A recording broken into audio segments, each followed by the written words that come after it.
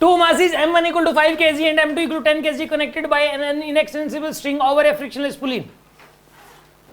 m1 का मास कितना है यहाँ पे 5 kg, ठीक है। m2 कितना बताइए यहाँ पे 10 kg, ठीक है। The coefficient of friction between the surface is 0.15, 0. यहाँ पे म्यू की वैल्यू कितनी है बताइए, यहाँ पे म्यू है यहाँ पे 0.15 है म्यू की value. Minimum weight m that should be put on the top of the m2 to stop the motion is. एक काम करो यार, m को जितना रख दो कि यहाँ जो फ्रिक्शन लगे ना वो इस mg के बराबर हो जाए, बस सीधी सी बात है। पहले तो देखो मोशन करेगा क्योंकि नीचे क्या लग रहा है 50, इस m को हटा दो तो ये म्यू mg की वैल्यू कितनी आएगी बताइए, यहाँ पे म्यू आएगा 0.15 और m2 कितना था यहाँ पे, ये आएगा 100, कितना आएगा ये 15 न्यूटन आएगा भाई। ये सीधी सी बात है, जब आप इस ब्लॉक को नहीं रखोगे तो ये पूरा एक्सेलरेट करेगा ही करेगा, इसमें तो कोई डाउट ही नहीं है, क्योंकि यहाँ फ्रिक्शन कम है और इधर mg ज़्यादा है,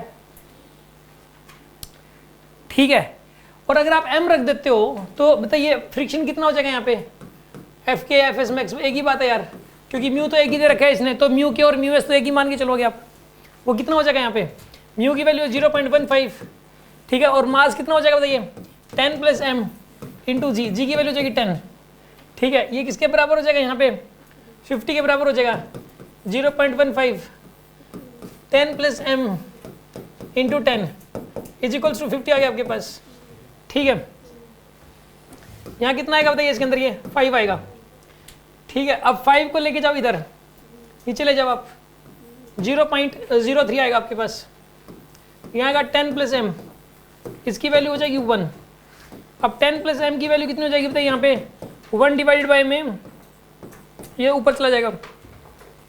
तो सॉल्व करो इसको, यहाँ पे आएगी वैल्यू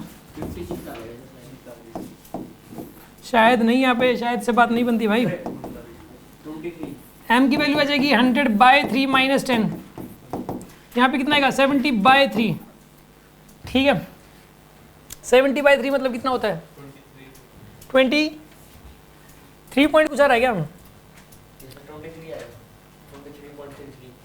तो 23.33 के सबसे नजदीक कौन सा है, ये भी है और ये भी है, यानी g की वैल्यू 9.8 यूज करनी थी, सीधी सी बात है।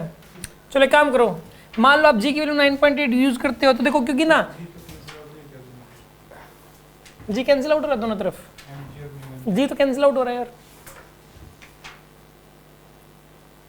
मिनिमम वेट, अच्छा कम से कम कितना रखना पड़ेगा यार, इन चारों में से सबसे बेस्ट बताना है ना, तो 23.3 तो रखना ही रखना पड़ेगा। तो इन चारों में से कौन सा रखना पड़ेगा, इससे कर रखने से बातें नहीं बनेगी, इसके रखने के बाद तो बातें नहीं बनेगी। 23 से थोड़ा या तो 23.3 रख दो या इसे बड़ा रख दो, तो इससे बड़े में तो इन चारों में से यही वाला है, ये रखोगे तो मोशन करेगा, ये रखोगे मोशन करेगा, ये रखने की जरूरत ही नहीं है, इससे काम चल जाएगा। जरूरत होने की 23.3 ही देगा, समझ आ रहा है। इन चारों में से कौन सा मिनिमम रखना पड़ेगा ये पूछा गया इसमें। कई बार इस क्वेश्चन से एक बात सीखने को मिलती है, कई बार हम बिल्कुल एज इट इज मिलाने की कोशिश करते हैं, थोड़ा सा दिमाग लगा लेना चाहिए अपने को भाई। 23 रखने से, ठीक है ना, इसके अंदर जब 23 आंसर आना चाहिए, 23.3 आंसर नहीं दे रखा तो इसे ज्यादा वाला ले लो आप, जो सबसे इसके नजदीक है ज्यादा वाला, क्योंकि इसमें 18 में तो 18.3 में तो पक्का ये एक्सेलरेट करेगा इसमें। अरे बात समझ आ रही कि नहीं आ रही आपको। अब कोई सामान 100 रुपये का आता है, ठीक है, और नीचे 4 ऑप्शन दे देगी भाई कितने रुपए, कम से कम कितने रुपए होंगे वो सामान खरीद सको आप।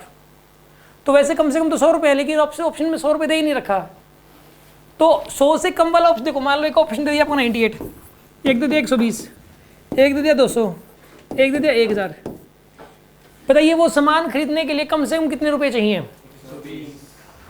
120 पे टिक मार्क करता, ठीक है ना। आप सोचो नहीं यार 100 तो दे ही नहीं रखा यार, आंसर तो 100 आ रहा है हमारा, 100 दे ही नहीं रखा, दोबारा सोल्व करूँ, नहीं 120 भी चलेगा, क्योंकि इन चारों में तो कम से कम यही वाला है, ये तो बहुत ज़्यादा रुपए हो गए।